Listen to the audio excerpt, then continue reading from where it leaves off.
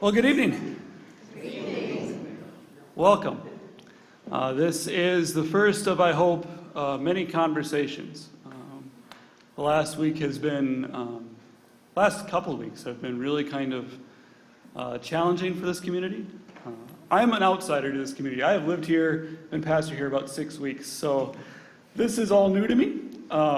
But in hearing from the congregation here, from people in town, and farther out, it's obvious that this is a time and a need for deeper thought and conversation with one another about what is challenging us.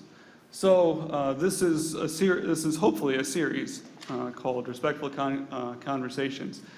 And as you were signing up for a name tag, there was also a sheet to, if you would like to be part of the team that's hopefully going to continue carrying these conversations beyond tonight. Feel free to write your name down as you're leaving. And I'll announce this again at the end so you don't have to remember. My name is Pastor Eric Rundquist. My background, I've been an ordained pastor 10 years, and I've been a practicing family therapist for 2 years with Lutheran social service. This conversation is built on a model that has been kind of established and worked out in our tradition for about the last 5-10 years in how to have difficult conversations within communities. So we've run it through different places and times on many different topics, and it's based essentially on family therapy. What we're working through tonight is a crash course in how to do marriage therapy with a lot of people all at once. So, bear with me. This is how it's going to be fun and interesting. Thank you for being here. In order to have kind of open dialogue and respectful conversations, we're asking that when you are here, that you are fully present, that you agree to participate in the structure of this conversation, that we are always respecting safety, respect, and confidence. What is said here this evening, which is going to be said in that room, everything in here is being broadcast. Everything in that room stays confident. So if it's said at the table that you're placed at, it stays at the table. And we're going to trust people's safety and respect and confidence in that way. Our agenda for the evening. Mr. Rick Hinckley has graciously offered to give us a hermeneutic, a perspective in which to hold our conversation, and we thank him for that. And then after he's given us his story, his identity, we're going to move into a time of conversation focused on people's experience and how you experience the other. And there'll be direction and some guidance in that as we move along. After that time of conversation, we will regroup, have some time for debriefing, anything that we've gleaned out of our conversation together that needs to be said for the good of the whole, we will speak, and then there'll be announcements and a chance to do this some more. The structure is focused on I statements. You will be invited to speak your truth, to speak for yourself. So the questions you'll be asked are, how did you experience what you heard? And which you get to claim. I heard, I experienced, I felt glad that my neighbor said this. I experienced joy, I experienced sadness, I experienced anger when I heard, or when I said, or when my neighbor said this. We get to claim who we are in this process and what we believe and what we think. So as an example, the questions, and these will be laid out on the table so it'll be easy for people to follow. Based on our agenda, it will be, what did you experience from our history lesson, our hermeneutic that Mr. Dunkley is going to provide? What did you appreciate in hearing from the neighbor on your right? What challenged you from that you heard spoken at the table? What did you experience when hearing the decision of the school board? What did you experience hearing from the neighbor on your left? What challenged you that was said at the table? And what are your hopes for this community? So those are the questions that we're going to frame our conversation this evening. And you're going to be invited into those conversations, into those questions, and into those conversations together. At this time, I'd like to invite Mr. Rick Dunkley forward. He's certainly capable and welcome to introduce himself and his background. And thank you for being here. I'm not going up there, am I? You can go here or there. I don't look good up there. I might be too heavy for that podium.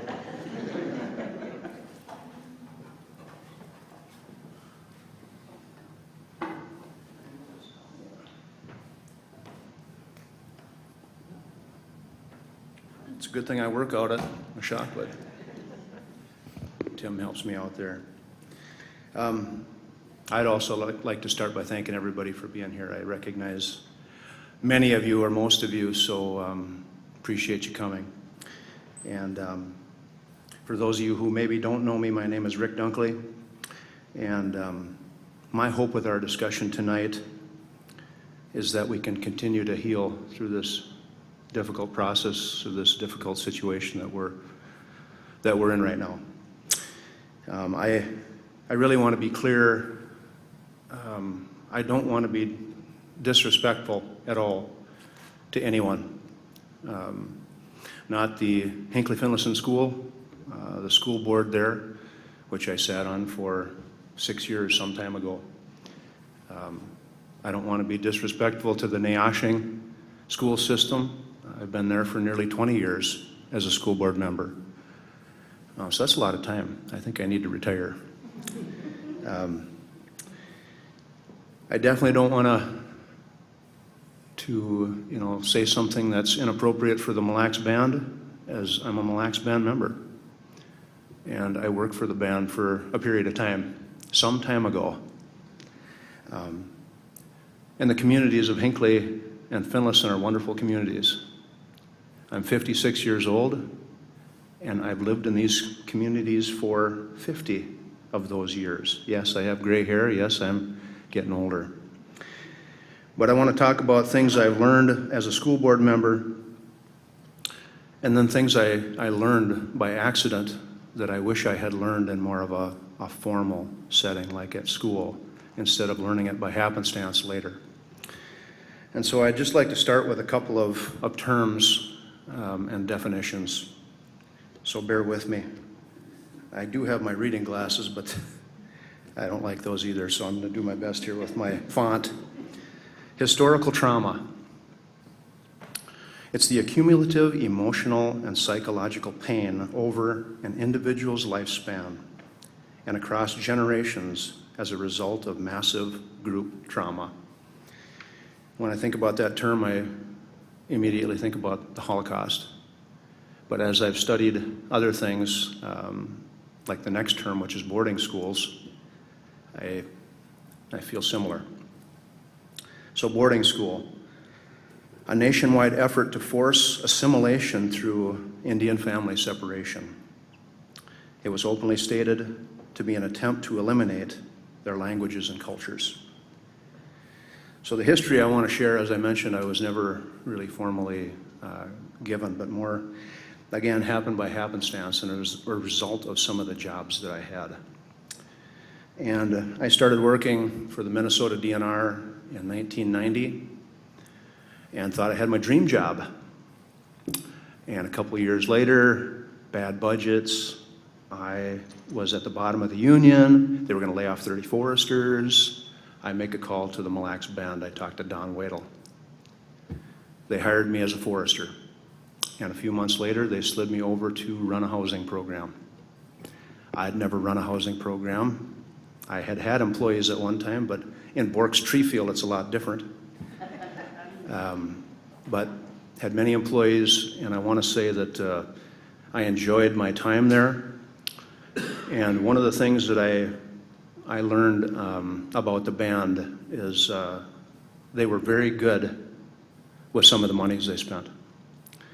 They contacted me as a housing director after I'd been there for a little while and said, "Rick, we've got some elderly people in our community and we want to help them."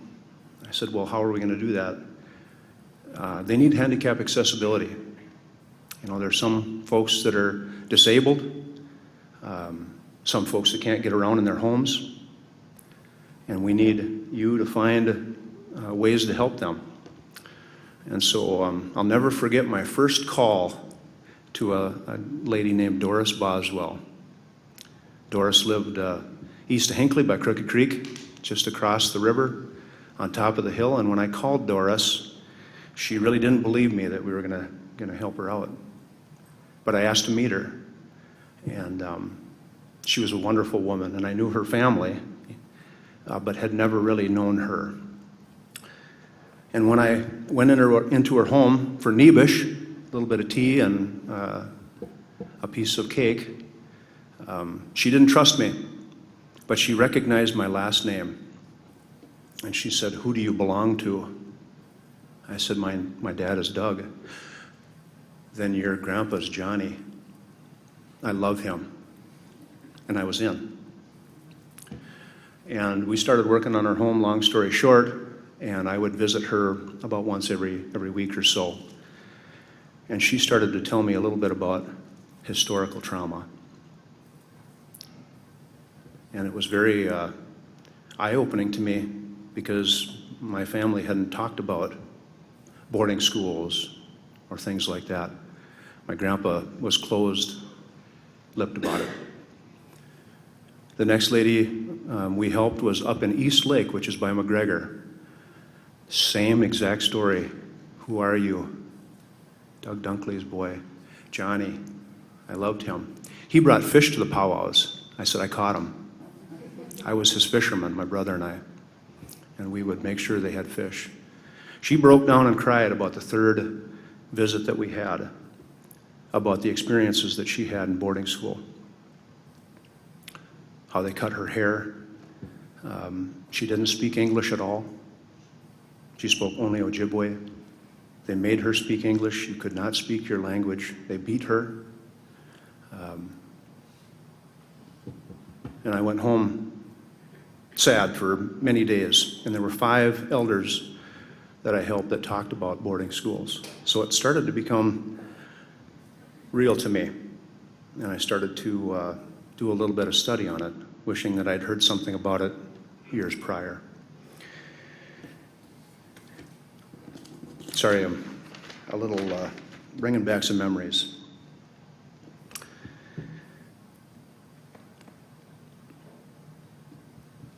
always wondered why my grandpa didn't talk about it. But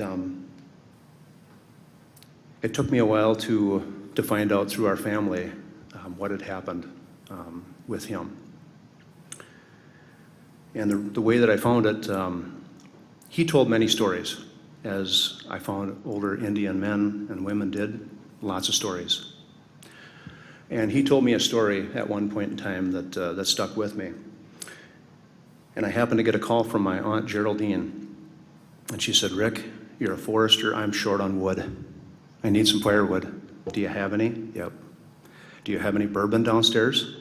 "Yep." "I'll be there." So I brought him a load of firewood and we visited. We had a great evening. And she said, "Do you remember any stories that Poppy told, who was my Grandpa Johnny?" And I said, "Yeah, there's one that really sticks out in my memory." And so I started telling her, because I'm a hunter, this story really got me. He told about a time when there weren't many deer, and tribal members were given an allotment, 10 acres. Back in the day when land was being bought up, tribal members were given an allotment. And he was given an allotment along with many other members in a spot called Crooked Creek, where Doris Boswell lived. And that land is still there today. It's 280 acres. And they were not allowed to hunt there. They weren't allowed to go there because the local conservation officer, who some of you may remember his name, Sheridan Grigg, told them, "I'm not letting any Indians hunt there because they'll be in the park." And so, no deer, but the park was there, which was a refuge. There were deer in the park. So my grandpa and his brother Gene made a decision to go see Sheridan. And they walked about 6 miles, got there at night. And my grandpa was a fairly large fellow. And to me, a very powerful man. And he told Sheridan that we're going to be there. My brother, my family, some cousins, we're going to be there opening day. And if you want to come, you'll stay there. And I saw something in his tone, in his eyes that I didn't normally see, because he was a really nice guy, a good man, a great man. And she said, "Would you like me to connect the dots?" I said, "Sure, but how?" "Kevin, could you put that up?" There was a secondary process where people that did not go to boarding schools were sucked into local school districts. The Ogama School was the closest place for my grandpa and his family. And my aunt had found this letter, I'm not sure how, but when she handed me this letter and I read through it, it's hard for me to fathom that he could be in that group. So I'll let you read through that.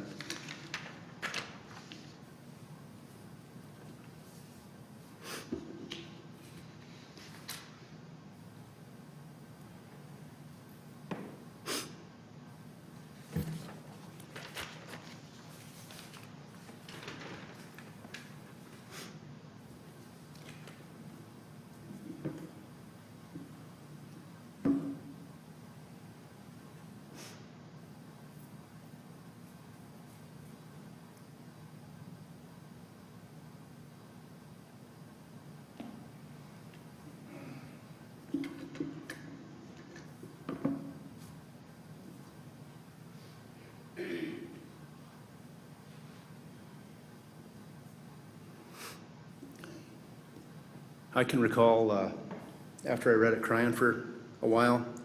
I'm probably a lot like he was, so I really didn't do it in front of anybody, especially not my kids and my wife. But and I'm not showing you this to be mean or to say bad things about anyone, but the way that it connected the dots was Mrs. Sheridan Grigg was the school board chairman. And I didn't get to hear all the rest of the background as to how, the treatment that Indians receive from Sheridan any more than just what I told you. Or how, Mrs. Sheridan, Greg, or other teachers or what have you treated Indian people there. But there's a lake out east of town where Sheridan lived called Griggs Lake.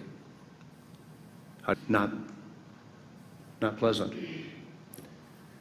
A reminder of things that were to me inappropriate. And I know that not all people in this community had those same feelings. Because I work at the St. Croix State Park, and I know tons of people in this community. And some of those folks knew my grandparents, and their parents knew my grandparents, and they were good neighbors to each other. This is not everyone. This is just some folks. I've been asked at times, why don't many Native Americans come to church, Rick? Some people dealt with it differently. When I went to some of these elders' homes and they told me about it, I'd only met them 3 times, but they knew Johnny, so they were comfortable with me. So they told me about their experience. My grandpa never talked about it. In fact, in further conversation with my aunt, the way that he dealt with what happened to him was to not allow his kids to understand the culture. They kind of knew it. Not learn the language, to assimilate, to get an education. And I'm not saying that's a bad thing. I'm not saying that he made a bad choice. Other people did it differently. But very difficult.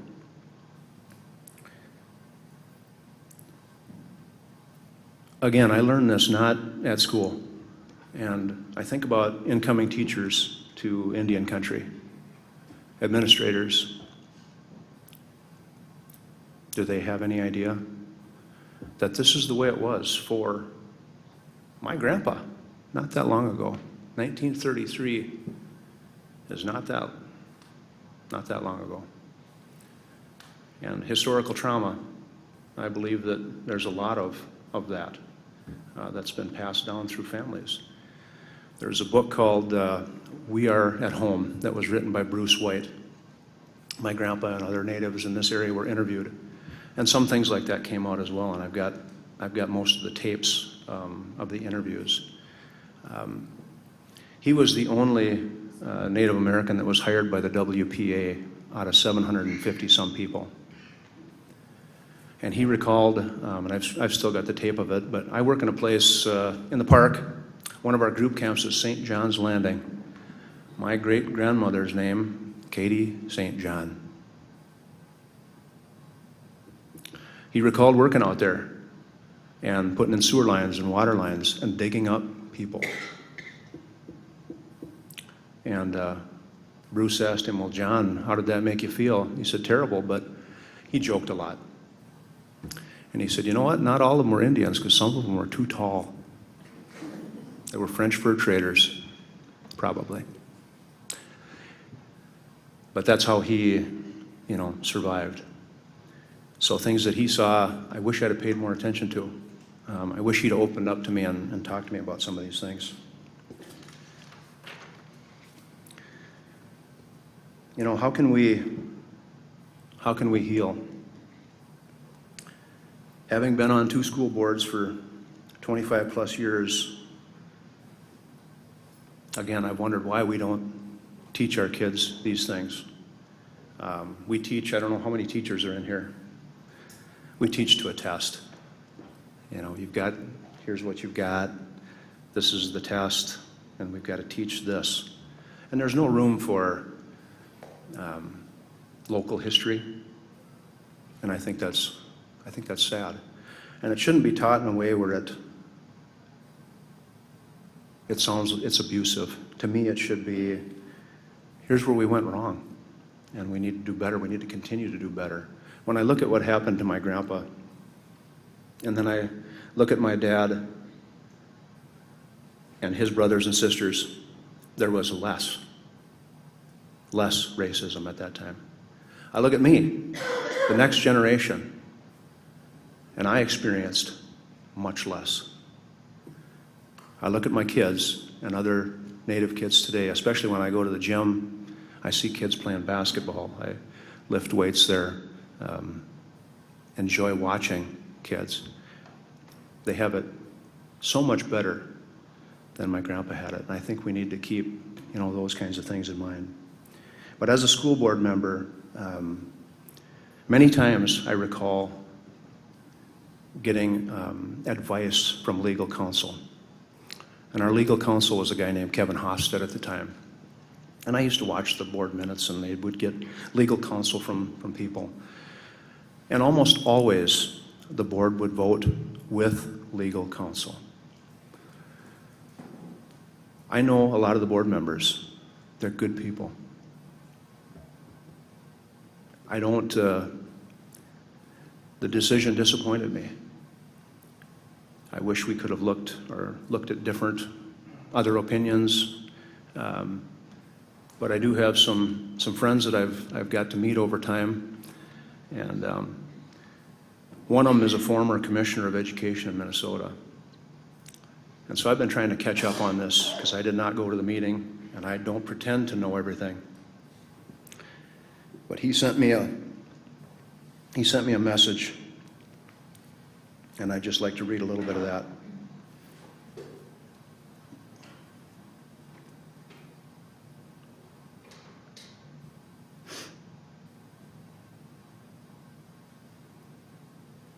Sorry, it's taken me a little while. I can't see well.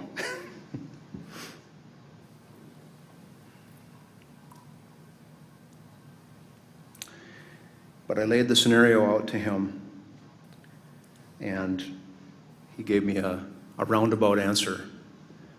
But the roundabout answer was that if he were sitting in the shoes of that administrator in Hinckley, that he may have taken the same track and looked at the same thing. Now, he said, of course, there are places like UMD, U of M Morris, Cloquet School, and I'm sure there are others that allow that. But what I want to be able to say is that there's a differing opinion. And having worked for the state of Minnesota for 30 years, I see outdated statutes and outdated rules that were created in the 1950s, and they just don't apply today. And someone looks at those and says, well, here it is. Things have changed so much since then. And so it was a difficult decision for the board. As a board member, it would be very difficult.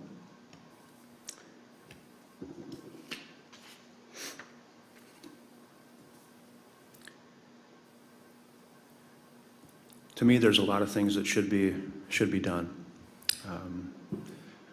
Being on the school board for the Mille Lacs Band, I visited with our Commissioner of Education, Neo Gonzalez, and she had received information from, I believe, the band's lawyer, who believes there's wiggle room there, and I do too. If other schools are doing it, why can't we? So to me, there's a lot of things that should still be talked about, but peacefully. And my hope is that we continue to do that.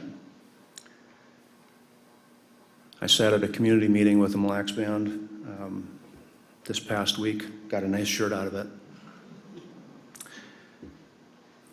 And there were about 90 people there, 50 adults and maybe 40 students. And Harry Davis got up and talked to folks, and some folks talked as well. Disappointed with the decision, but ultimately Harry said, we want to be peaceful. Whatever we do, please be peaceful. Representative of the kids got up.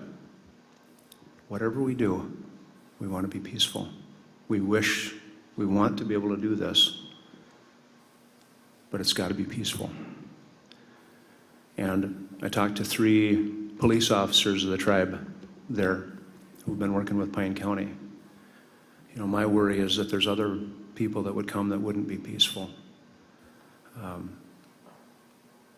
And so there's a lot to discuss. But I started to ramble there, I apologize. It's a problem I have. But I'm looking forward to our visits out in the kitchen area. And there's some folks here from the band and others who may have even more information than I gave about boarding schools. And I would recommend that if you have an interest, it's a Google search away, and to take a look and see what that probably was like for folks. So thanks again for coming, and just appreciate your time.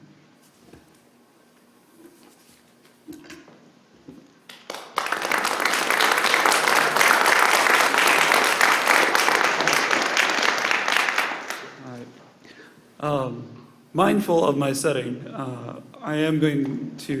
are going to disperse into conversation with the questions. Thank you again, Rick, for setting the stage for us in a very meaningful way.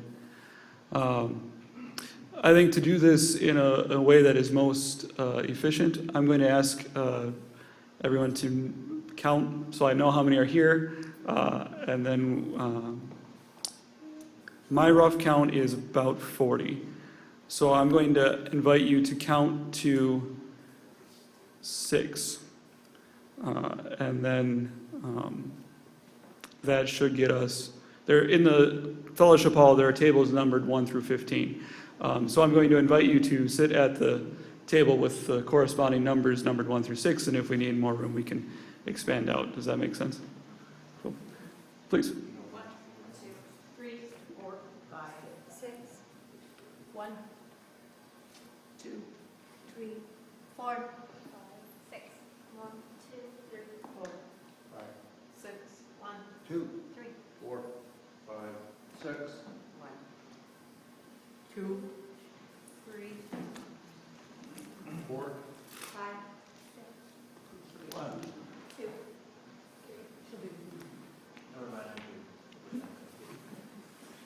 3. We left off with 1, 2, 3, 4,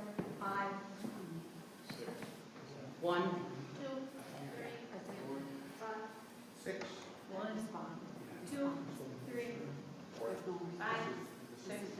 1, 2. very good. Thank you. So I will invite you into the fellowship hall. There are refreshments. Please feel free to help yourself and find your way to a corresponding table, and we can begin our discussion.